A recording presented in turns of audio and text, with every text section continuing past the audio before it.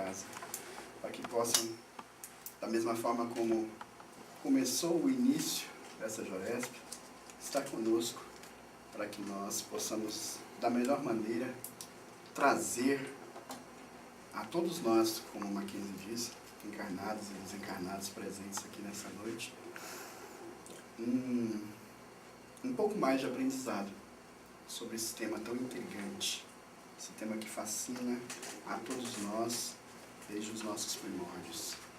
Como todos os que já passaram por aqui antes de mim, não posso me furtar os agradecimentos à casa, não só pelo convite, mas também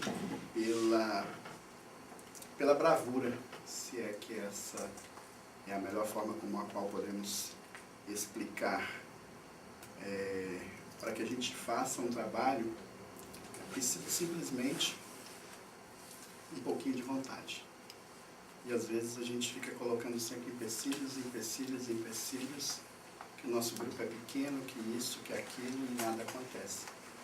Quando a gente quer realmente fazer um trabalho, a gente se dispõe a executá-lo, independente do tamanho da casa, independente de quantas pessoas a frequentam.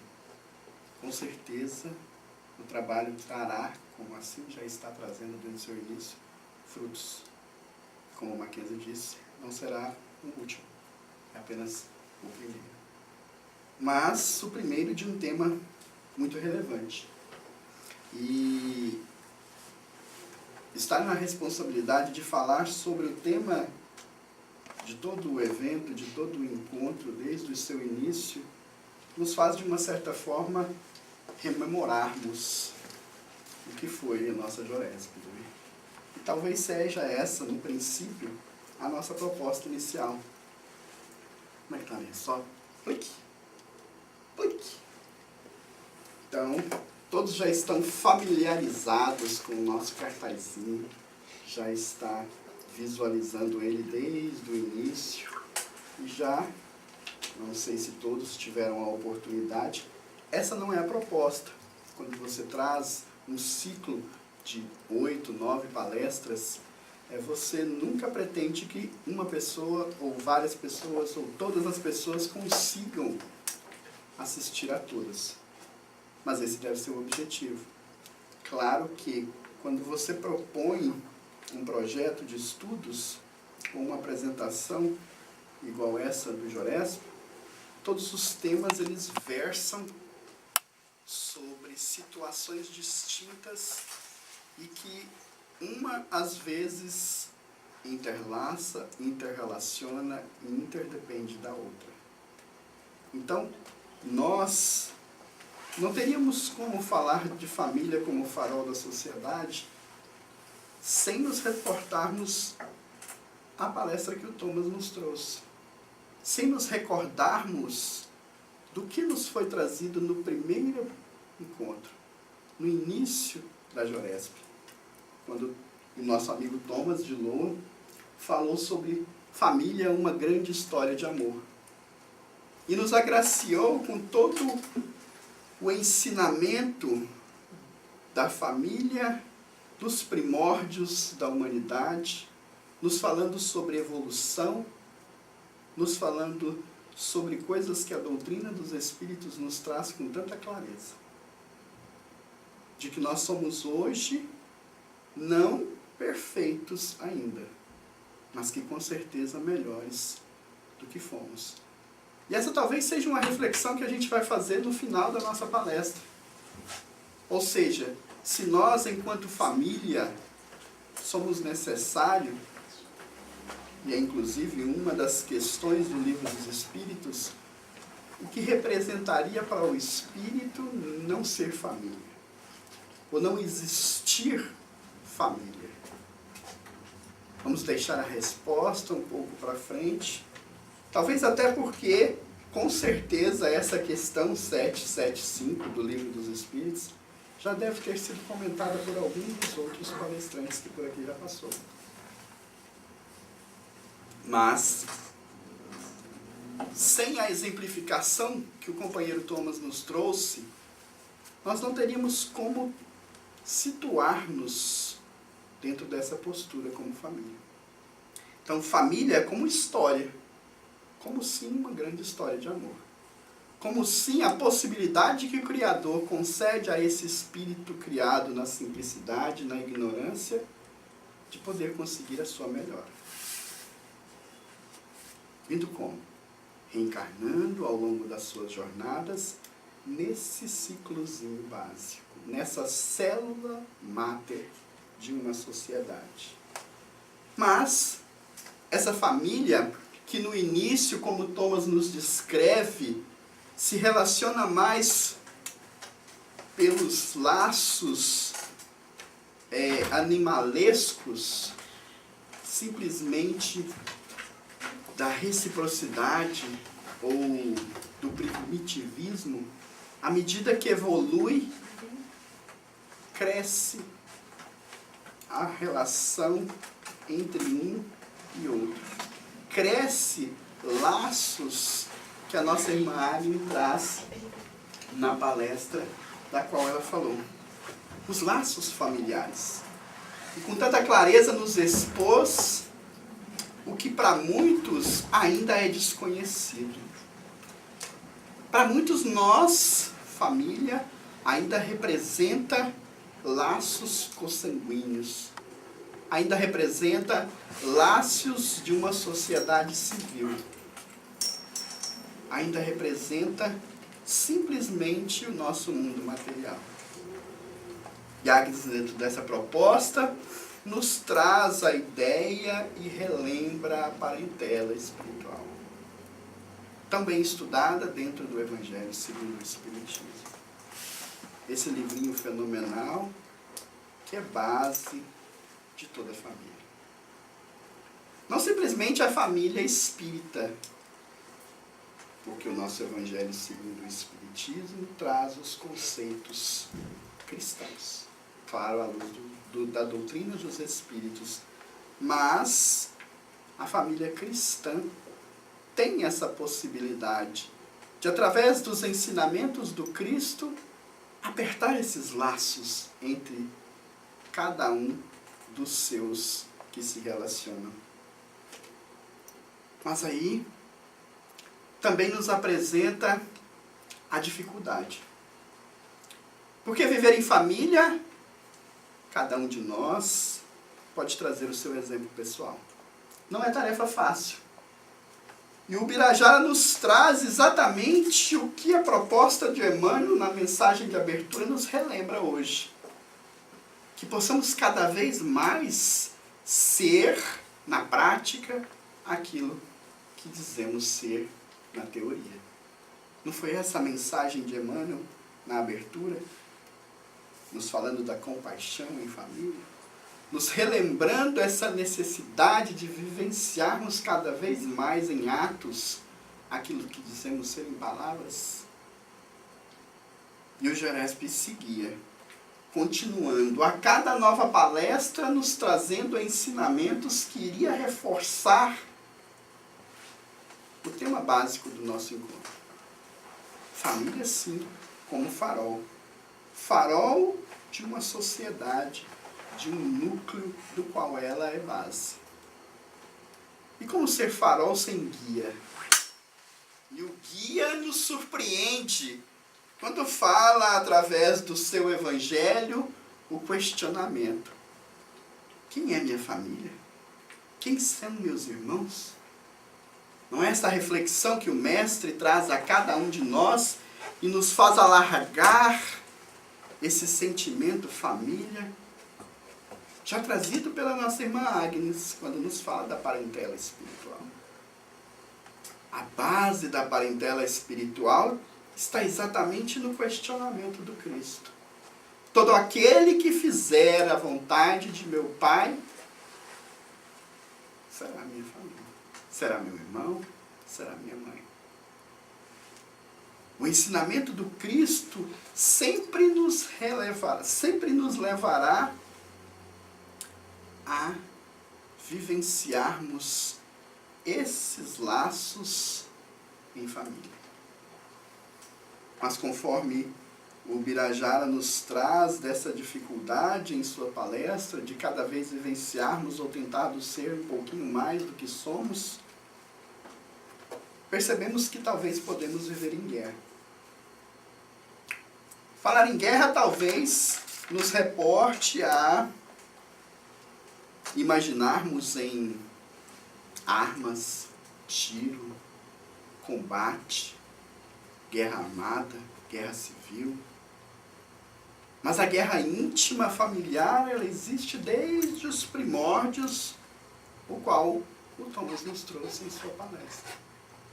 São resquícios dessa sociedade ainda em evolução, que está a cada passo, a cada nova jornada, tentando trabalhar em si essa melhora, tentando cada vez mais melhorar e evoluir e diminuir esse obstáculo e essa tensão existente em cada um, entre cada um.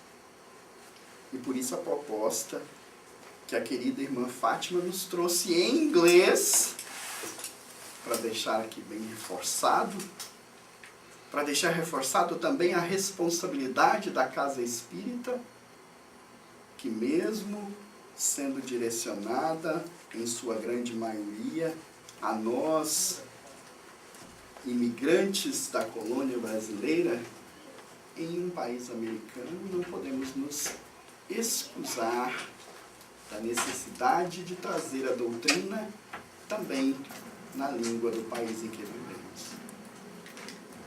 A cada instante, a proposta do Joresp se afunila mais. A cada instante, para cada um daqueles que tiveram a oportunidade de estar aqui em todas as palestras, as reflexões se fazem constantes. E a proposta do Cristo brilha em nossas mentes. Quem é a família? Quem é meu pai? Quem são os meus irmãos? E aí o Eduardo nos traz na sua palestra mais uma reflexão do conceito espírita, quando nos fala da família de ontem e da nossa família do amanhã. Será que são a mesma? Será que somos os mesmos? E nós levantamos a questão e trazemos, ou fomos agraciados, quando o companheiro de Somerville, Flávio, nos fala da família moderna. Não é? Que dificuldade deve ser. Meu avô ou meu bisavô, com certeza, perderiam os cabelos, o resto que tinha, se tivesse que educar um filho em nossa atual sociedade. Não é?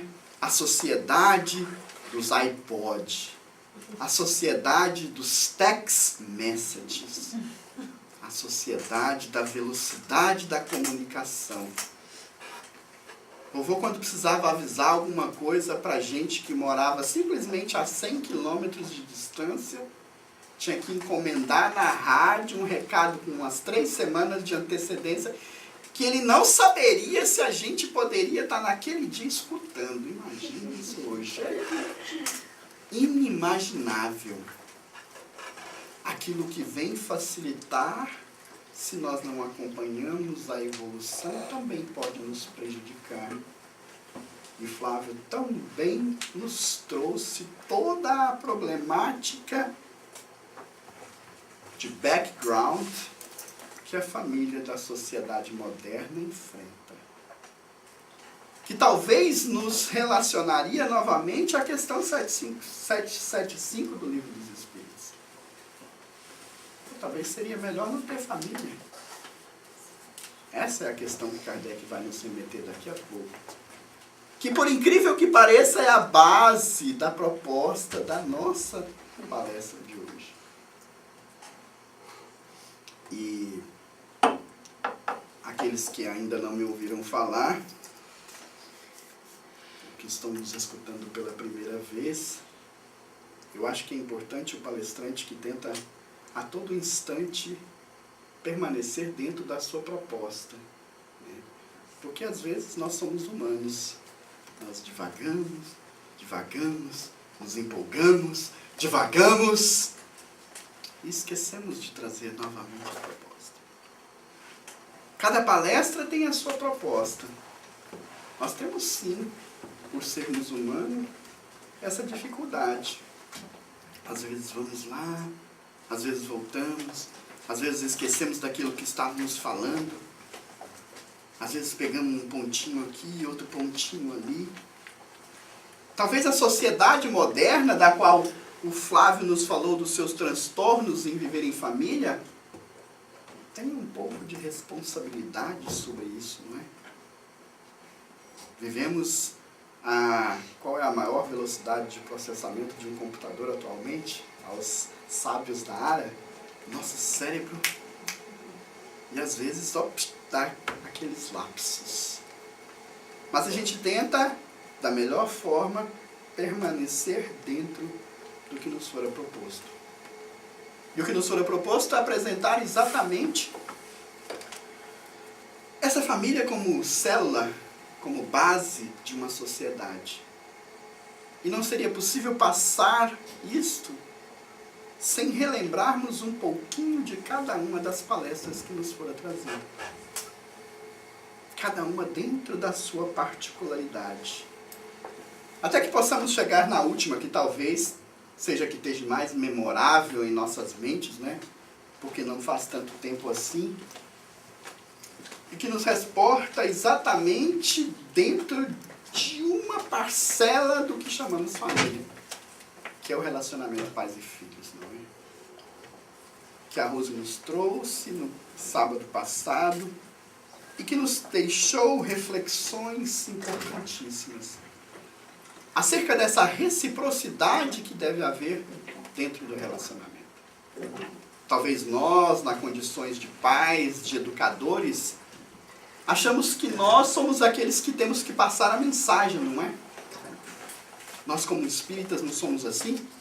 Como espíritas em terra estrangeira, não chegamos ao ponto de dizer que nós somos os responsáveis por levar a doutrina dos espíritos aos americanos?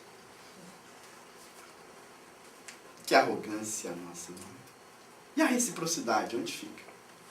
E aquilo que nós temos a aprender, aonde que fica? E o que os filhos têm a ensinar aos pais, aonde que fica? Nós simplesmente fechamos os olhos a essa reciprocidade? Nós simplesmente fechamos os olhos e nos colocamos nessa posição arrogante de que nós, por sermos pais, é que temos que ensinar? E nós temos um videozinho que nos fará refletir exatamente sobre essa questão um pouquinho mais tarde. Mas a Rose também deixou um exemplo muito interessante, que eu achei muito interessante essa exemplificação prática, e acho que vou começar a colocá-la. Vou plantar 2 arvorezinhas lá na porta da minha casa. Não foi assim que ela falou? Que a gente deve ter 2 árvores. Uma, para que quando a gente entre na nossa casa, nós deixemos nela todos os nossos problemas que estavam lá de fora, que a gente vem trazendo. Para quê? Para que eles não interfiram no relacionamento familiar que nós vamos começar a partir do instante que entramos em casa.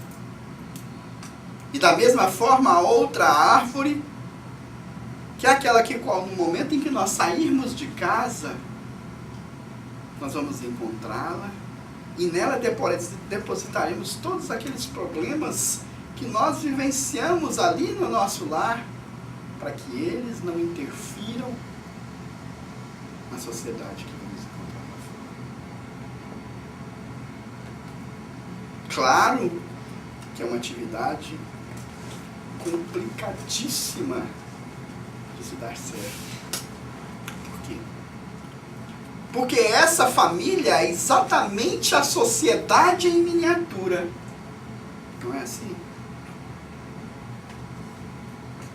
É exatamente nessa família que Emmanuel carinhosamente chama de cadinho que nós temos que trabalhar as relações de viver em sociedade. E aí a gente relembra questões do Livro dos Espíritos, quando nos fala sobre a importância da reencarnação. Qual a importância da reencarnação? Para muitos de nós, reencarnar é ter a possibilidade de pagar aquilo que eu não fiz certo na vida passada. Olha que maravilha, se fosse isso. Se fosse isso, pronto, estava aqui, acabou. Mas reencarnar é exatamente o quê? A possibilidade que o espírito tem de se melhorar. Peraí, mas essa é a proposta? E o que família tem a ver com essa proposta? A possibilidade de reencarnar é a possibilidade de melhorar. Quando nós descobrimos como nós podemos nos melhorar, talvez a primeira coisa que nos leva instintivamente é procurarmos uma ilha deserta. Porque quando nós estamos sozinhos, percebe como nós somos felizes? Percebe como todos os nossos problemas terminam? Se ainda não perceberam, faça essa pequena análise. Vamos pegar um exemplo de um sujeito que vive aturbulado no seu trabalho, que vive aturbulado na convivência dentro do seu lar, e que simplesmente um belo dia, ao encontrar com seu amigo, respondendo a sua questão primordial, né? Do como vai? Agora eu estou bem melhor. Mas é por que você está bem melhor? Agora eu não tenho mais problemas em casa. Não tenho mais problemas no meu local de trabalho. Não tenho mais problemas com os meus amigos. O sujeito falou, peraí, descobriu a receita milagrosa. O que está acontecendo? O sujeito simplesmente se absteve de viver em sociedade. Quando eu não quero ter mais problemas no meu trabalho, é simples. Eu procuro um trabalho onde eu vou estar de frente para uma máquina, que eu não vou me relacionar com ninguém, e ali eu não vou ter mais o problema do meu amigo querendo me passar a perna, do meu patrão me passando para trás ou me pagando atrasado. Né? Quando eu tenho problemas no casamento, quando eu tenho problemas dentro do meu lar, eu me isolo e me afasto de todo mundo e a minha vida começa a ser maravilhosa. Por quê? Porque eu não vou ter que discutir com ninguém, eu não vou ter que encontrar dificuldades com ninguém. Mas aí vem a doutrina dos Espíritos e nos relembra do viver em sociedade. Essa é a necessidade básica da reencarnação. Reencarnação, viver em sociedade. Por quê? Para que no relacionamento com os outros nós podemos melhorar as nossas diferenças, as nossas imperfeições. E aí vem a proposta do Cristo, né? Com tantos ensinamentos que ele nos deixa, tem um que nos acubrunha. Quando ele fala, amai aos vossos inimigos. Fazei o bem àqueles que vos caluniam. Orai pelos que vos perseguem. Aí a gente fala assim, mas é muito complexo. E nós reportamos aquela questão anterior. Quando Cristo fala, quem é minha família? Quem são meus irmãos? Aqueles que eu tenho dificuldade de relacionamento também não são minha família? Ou não serão? É importante que a gente aprenda a usar os ensinamentos que a doutrina dos Espíritos nos traz a nosso favor. Não como justificativa para os erros que nós cometemos. Nós temos essa dificuldade, né? Não conseguimos nos melhorar em algum quesito, nós pegamos o nosso conhecimento para justificar as nossas falhas. Por que não começar a pegar os nossos conhecimentos para que eles nos remontem ou nos coloquem à frente, nos facilitando exatamente essa condição de vivermos em sociedade? E aí, depois de uma de um apanhado geral no que foram essas 8, né, palestras anteriores, a gente chega... 8 traulitados? Eu sei. A gente chega à palestra final, já com um gostinho de quero mais, que o tema não seja de família, porque senão vai ser complexo. Mas com certeza, qualquer tema que nós formos estudar, a gente vai perceber que a sua aplicação prática vai ser aonde? Lá. Se eu for perceber a dificuldade de relacionamento que eu tenho com aquele que eu digo ser inimigo ou desafeto, se eu não resolver aquilo agora, onde aquilo vai terminar? Lá. Se eu já sei disso, por que eu não resolvo? Por que eu deixo para que chegue lá? Porque a gente ainda não conseguiu determinar o que é mais importante em nossa jornada. E dentro da proposta do encontro, dentro da proposta de visualização de família como farol da sociedade, uma questão torna-se importantíssima dentro do Livro dos Espíritos. E é a partir dela e dentro dela que nós vamos tentar refletir um pouquinho mais a partir de agora. Kardec, na questão 7, século 5, questiona: qual seria para a sociedade o resultado do relaxamento dos laços de família? E os espíritos respondem: uma recrudescência do egoísmo. E aí a gente se lembra desse próprio Livro dos Espíritos em uma outra questão, quando nos trazem que a maior dificuldade do espírito para que ele evolua é exatamente os 2 maiores vícios existentes na sociedade moderna, na sociedade como um todo: o orgulho e o egoísmo. Viver em sociedade é a possibilidade que nós temos de pensarmos no próximo. E a gente faz exatamente o oposto. A gente pensa que o próximo é o que está do lado de fora do lar. Que o que está dentro do lar tem a obrigação de me compreender porque ele me conhece. Eu não preciso pedir desculpa para o meu filho. Por quê? Porque ele sabe que eu sou o pai dele, ele sabe que eu trabalho 70 horas na semana, que a minha paciência já está por aqui, para que ele fica me pentelhando? Ele tem a obrigação, por ser meu filho, de entender. E assim nós vamos pegando exatamente o que é para ser o nosso ensino, o que é para ser a nossa escola, e usando ela como desculpa para que nós sejamos diferentes. Nós costumamos reclamar da sociedade em que vivemos. Nós costumamos colocar a culpa no governo, nós costumamos colocar a culpa no prefeito, nós costumamos colocar a culpa no diretor da escola que o meu filho frequenta. Mas de quem é a culpa? E quando vamos para a pergunta 775, a questão se reporta imediatamente para onde? Para dentro de cada um de nós. A sociedade como um todo, dentro da evolução que o Thomas nos trouxe na primeira palestra, como conceito família, vem evoluindo e passando por transformações até chegarmos exatamente no que temos hoje.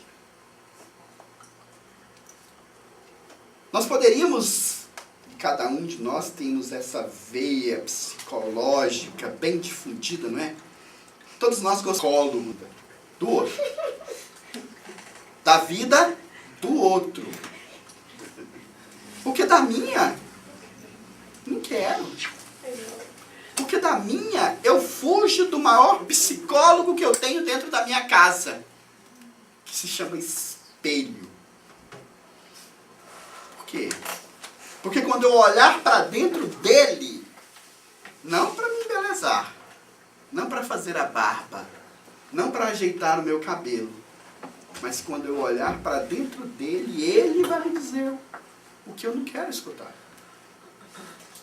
E talvez a mudança de uma sociedade tenha como princípio não o presidente, não o governador, não o diretor da escola onde meu filho frequenta, mas eu, enquanto pessoa, dentro daquele lar no qual eu vivo. E aí nós poderíamos vir aqui e usarmos o tempo que nos dispõe para falarmos que a sociedade atual está falida. Para falarmos que a sociedade atual não é mais como a sociedade dos nossos avós. Que as pessoas hoje casam já pensando em que momento vão se divorciar. Nós poderíamos dar uma de advogado do diabo. Mas para quê? É preciso que nós nos coloquemos diante do problema na situação reflexiva, buscando trazer um ensinamento para cada um de nós. E aí talvez a gente seja obrigado a voltar dentro de uma parte muito importante dentro do Livro dos Espíritos, que vai nos falar sobre educação. Kardec coloca exatamente... Tem como virar assim? Pode virar. Kardec nos coloca exatamente assim. Vamos tentar... Tem luzinha isso aqui? Rapaz, o negócio aqui é chique. Há um elemento que não se costuma considerar, sem o qual a ciência econômica torna-se apenas uma teoria. A educação. Não a educação intelectual, mas a educação moral. Não ainda a educação moral pelos livros, mas a que consiste na arte de formar o caráter, que dá os hábitos, porque educação é um conjunto de hábitos adquiridos. Quando se pensa na massa de indivíduos lançados a cada dia na torrente da população, sem princípios nem freios, e entregues aos próprios instintos, devem causar espanto as consequências desastrosas que resultam disso? Quando essa arte for conhecida e praticada, o homem trará hábitos de ordem e de previdência para si e para os seus, de respeito pelo que é respeitável, hábitos que lhes permitirão atravessar menos angustiados maus dias inevitáveis. A desordem e a imprevidência são duas chagas que uma educação bem conduzida pode curar. Aí está o ponto de partida, o elemento real do bem-estar, a garantia da segurança de todos. Como que eu posso educar se eu ainda não conseguir me educar? Como que eu posso trazer um ensinamento cristão para alguém se eu ainda não consigo trazer esse ensinamento para mim? Talvez nos levaria ao seguinte raciocínio. Bom, então Deus não deveria lançar espíritos ignorantes e imperfeitos, sem conhecimento, ao planeta ou à criação. Porque para ensinar eu preciso saber. A gente poderia também dizer que só poderia falar aquele que tivesse conhecimento. Só poderia trazer alguma concepção aquilo que vivenciasse aquilo que foi falado. O que iria acontecer? Todo mundo ia começar a ficar calado. Por quê? Porque nós estamos num planeta de provas e expiações. Nós somos espíritos ainda imperfeitos. E essa educação que Kardec nos traz como propostas, ela deve começar dentro de cada um de nós. Com uma coisa que nós costumamos confundir, que é a vontade. E nós costumamos confundir vontade com tudo. Vontade é igual àquela expressão se. Eu tenho uma vontade de fazer isso, mas se acontecer aquilo, eu faço. Ou eu tenho uma vontade disso, uma vontade daquilo. Né? Eu tenho uma vontade de fazer igual o Cantinho de Luz, fazer um Joresp um mês inteiro sobre um tema, né? Que vontade? A vontade está aqui, a ideia está aqui, a vontade fala. Quando eu encontro 300 pessoas, eu falo da minha vontade. O que você está fazendo para que essa vontade aconteça? É preciso que nós comecemos a agir para que essa vontade se torne realmente uma vontade efetiva. Isso começa a acontecer dentro do nosso lar, dentro das diferentes concepções ou condições que nós vamos adquirindo dentro desse lar. Qual é a proposta? Qual é o ensinamento espírita? Quando nós, lá no mundo espiritual, né, já demos de cara com a nossa consciência, arrependemos por tudo aquilo que nós poderíamos ter feito, e o Pai, tão graciosamente, nos concede mais uma oportunidade. Não é assim? E lá, conscientes da responsabilidade que nos cabe, nós nos julgamos na condição de adquirir e de conseguir realizar tudo aquilo que nós falamos. É uma vontade, mas aí quando a gente encarna, a gente tem o véu do esquecimento. E aí as coisas começam a ficar um pouquinho mais difíceis.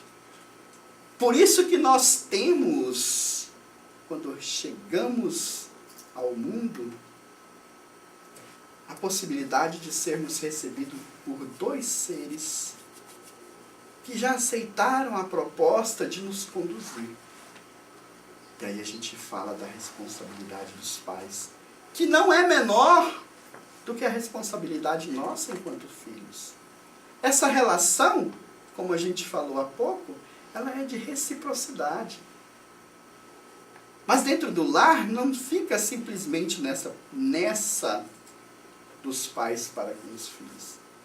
Para que esse filho seja recebido, aquele lar precisou ser inicializado em um determinado momento. E aí a gente relembra uma piadinha contada pelo nosso amigo Thomas na primeira palestra, só para quebrar um pouco o clima, né? Ele chamou de conversa pré-nupcial com o sogro. Vocês se lembram disso? Faz tanto tempo, eu acho que muitas pessoas nem se recordam. Mas eu achei muito interessante. Se o meu sogro tivesse tido uma conversa dessa comigo, eu nem tinha casado. Já pensou? É a declaração de morte antes de aceitar o casamento. Né? Diz que o sogro dele chega a falar para ele que eu adorava ele assim como pessoa, que ele parecia ser uma pessoa muito boa, né? Mas que queria deixar claro para ele que naquela família as únicas mulheres que estavam sem os maridos é porque eles tinham morrido. Ou seja, eram viúvas. Não preciso falar mais nada, né? Para bom entendedor, meia palavra basta. Se em algum momento na sua vida você pensar em divorciar da minha filha, a sua situação já muda assim, da noite para o dia. Ela deixa de ser separada para ser viúva. Interessante. Mas a relação marido e esposa, ela tem uma concepção muito distinta dentro da nossa sociedade. Carece de estudos aprofundados. Mas o problema é que a gente procura estudar os outros e não estudar nós. A gente vive em sociedade para que a gente erre menos. Nós não temos que passar por tudo aquilo que todo mundo passa. Se nós formos um pouquinho mais espertos, a gente observa o nosso próximo e aprende. E quando a gente aprende, quando aquela situação nos visita, a gente já sabe como trabalhar com ela. Mas o problema é que o nosso orgulho e o nosso egoísmo nos atrapalham e fazem com que a gente analise o outro para julgar, para questionar e não para aprender. Nos colocamos naquela posição de que isso nunca vai acontecer comigo. E aí a gente poderia condenar aqui as relações heterossexuais, a gente poderia condenar a sociedade homossexual nessa desenfreada que se encontra atualmente. Mas espera aí, é esse o meu propósito? questionar, julgar, é certo, é errado. Não. É aprender dentro do que aquela proposta ou aquilo vai trazer de ensinamento para mim. Para minha sociedade particular ali dentro do meu lar. Porque não adianta dizermos que nós somos aquilo que nós apresentamos. Nós podemos enganar Deus e o mundo. Podemos enganar aqueles que são nossos amigos dentro da casa espírita. Podemos enganar aqueles que são os nossos companheiros de ideal, de jornada. Podemos enganar os nossos companheiros de trabalho. Mas a gente sabe. A doutrina dos Espíritos já nos traz um ensinamento profundo. Qual? É nós. É lá dentro do meu ser. É a melhora que eu tenho que fazer.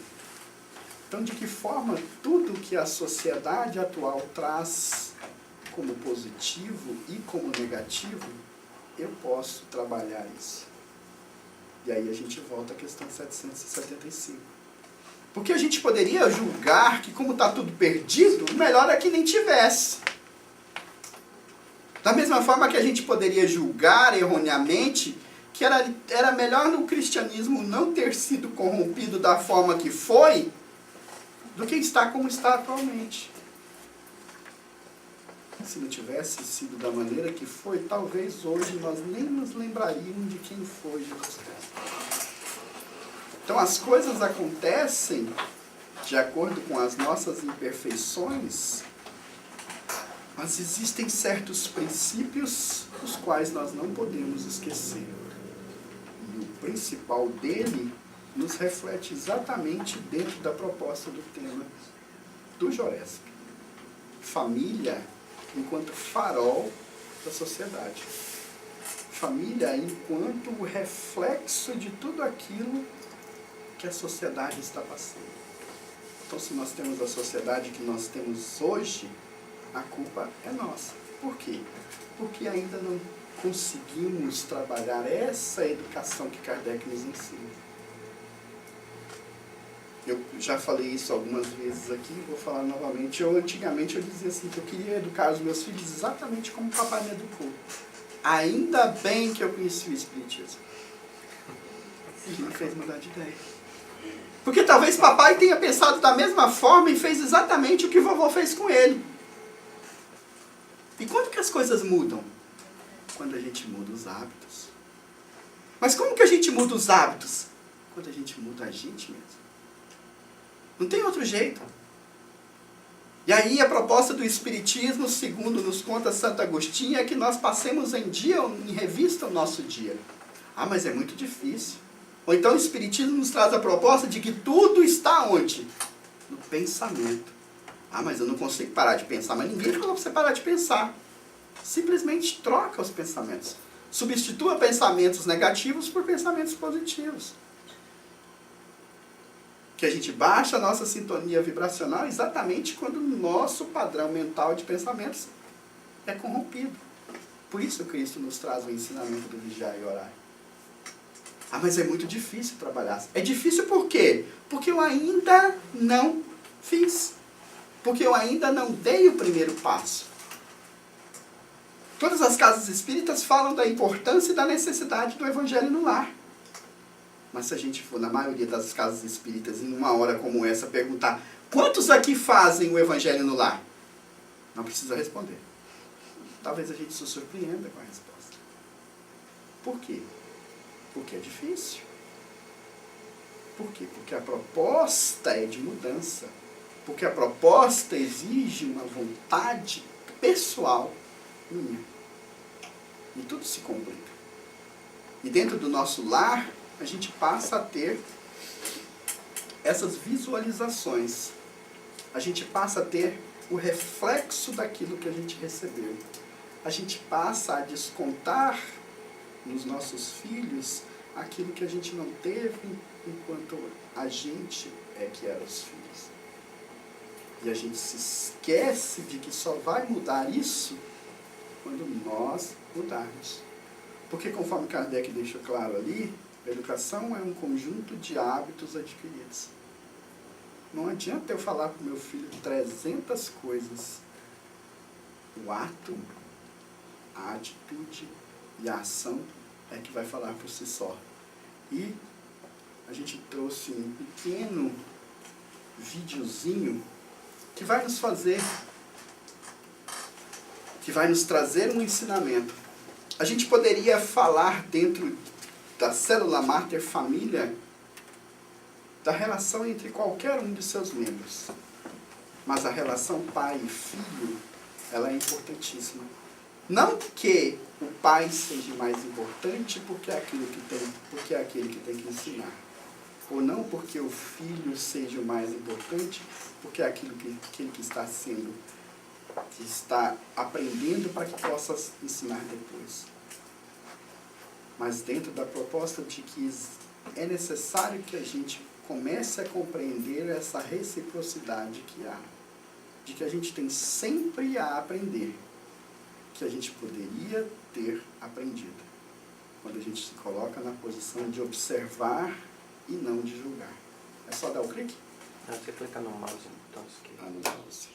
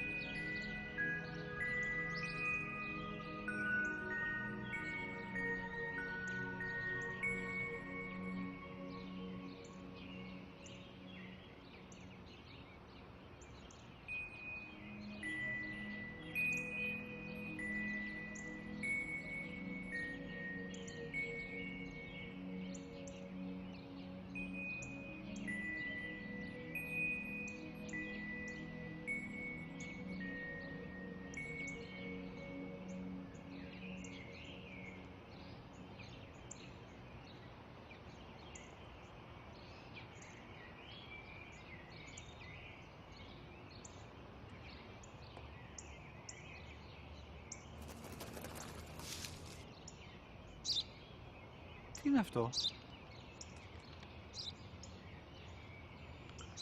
Ένα σπουργίτη.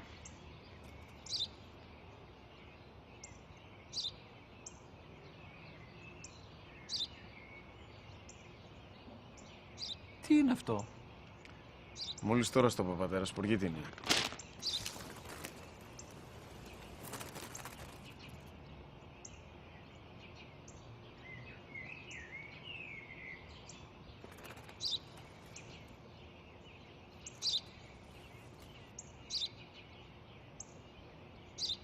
Τι είναι αυτό?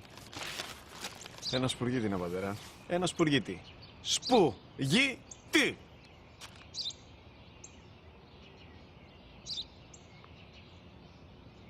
Τι είναι αυτό? Γιατί το κάνεις αυτό το πράγμα, μπορείς να μου πεις? Τόσες φορές σου είπα, είναι ένα σπουργίτη! Δεν το καταλαβαίνεις! Πού πας?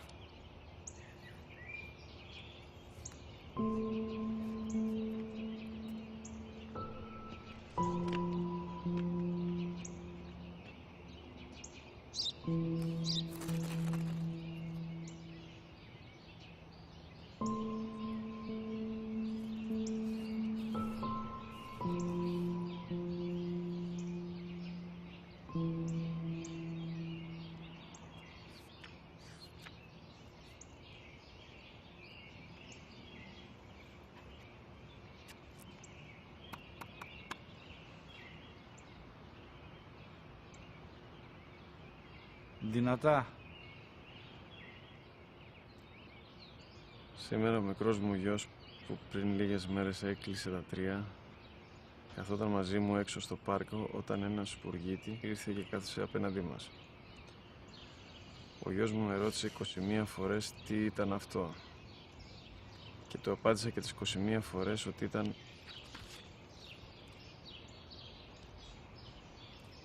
ένα σπουργίτη.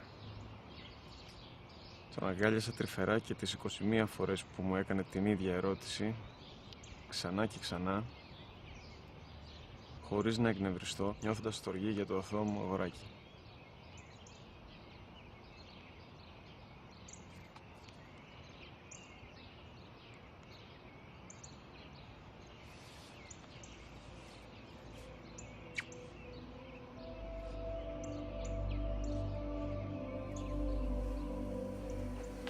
Se eu falar qualquer coisa, eu atrapalho o objetivo da mensagem. Nós temos que aprender a observar os ensinamentos e fazer reflexões acerca do que aquilo desperta dentro de cada um de nós. Não julgarmos se o pai está certo ou se o filho está certo, mas em que aquela proposta vai ser importante para a minha vida. Muito obrigado a participação de todos nós e a gente se despede aqui, acho que abrindo para 15 minutos de perguntas, se é que eu vou ter capacidade de responder.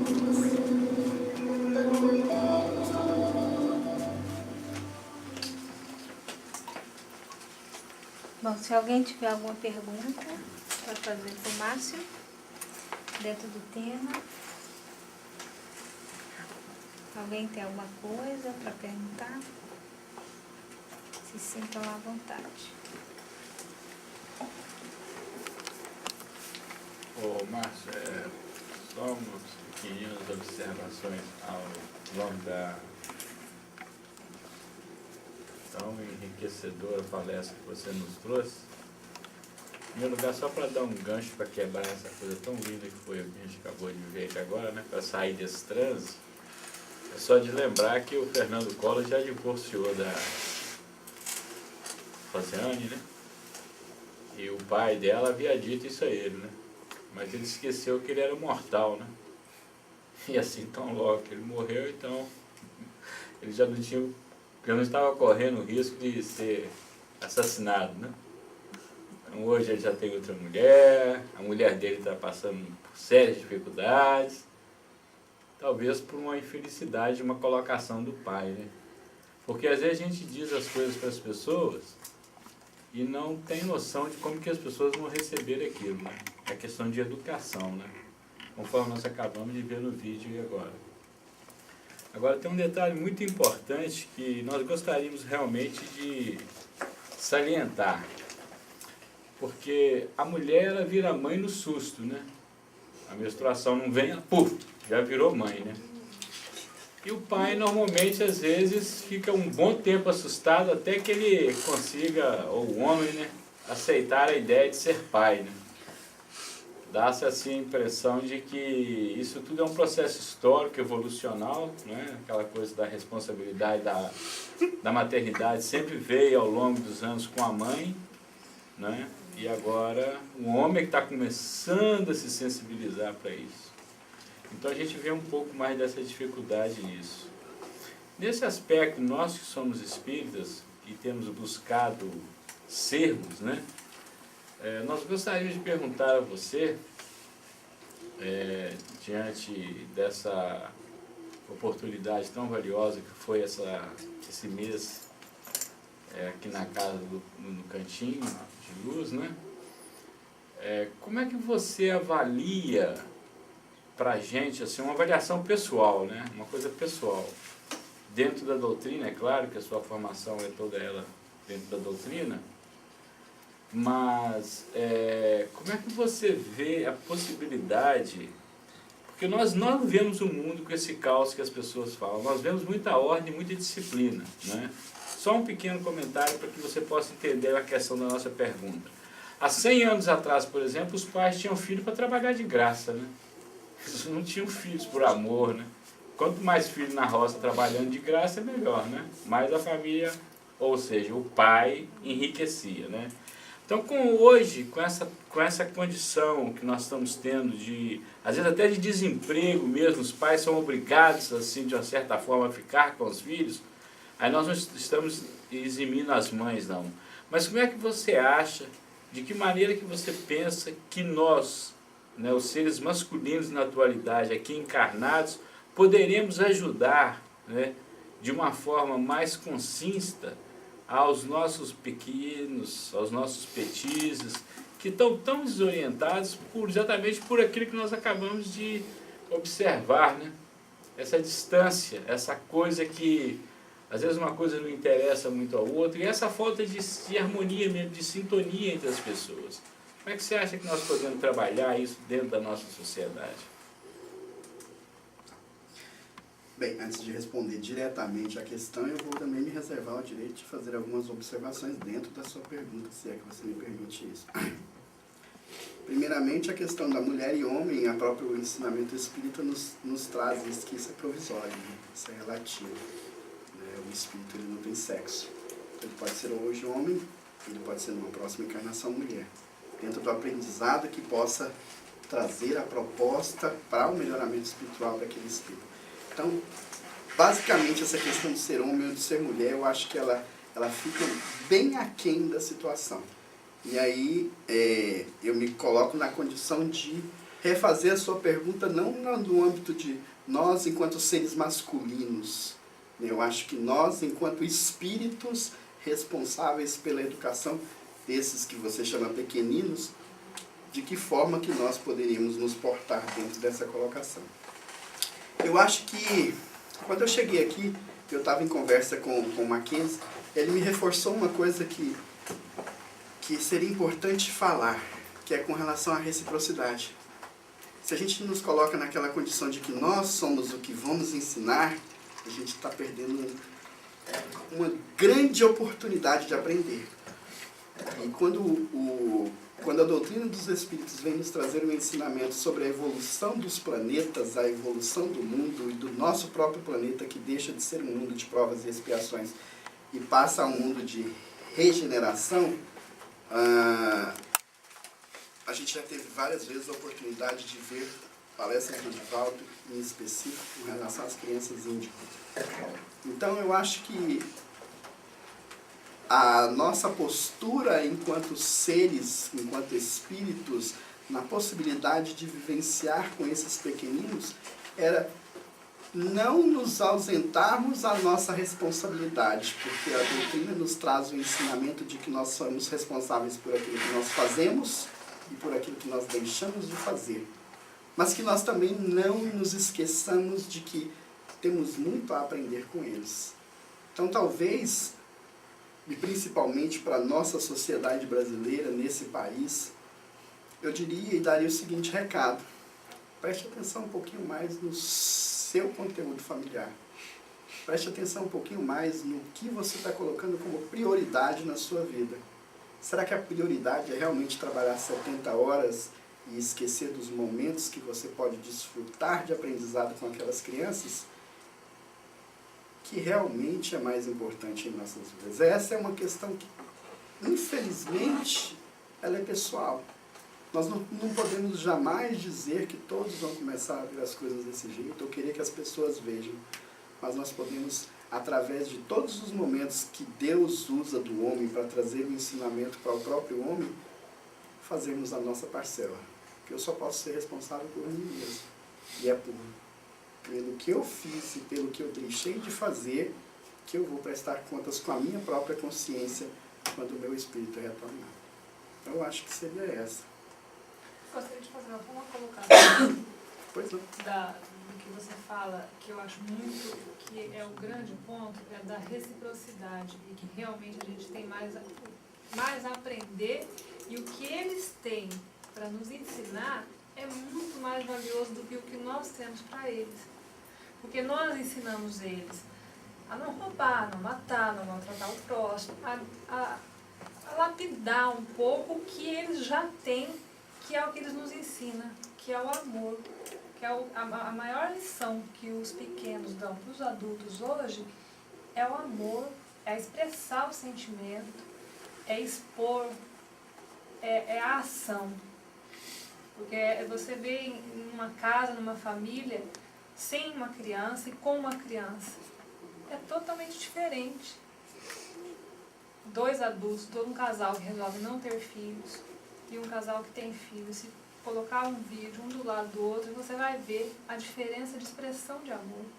E é realmente que as crianças nos ensinam mais do que nós temos a ensinar a eles.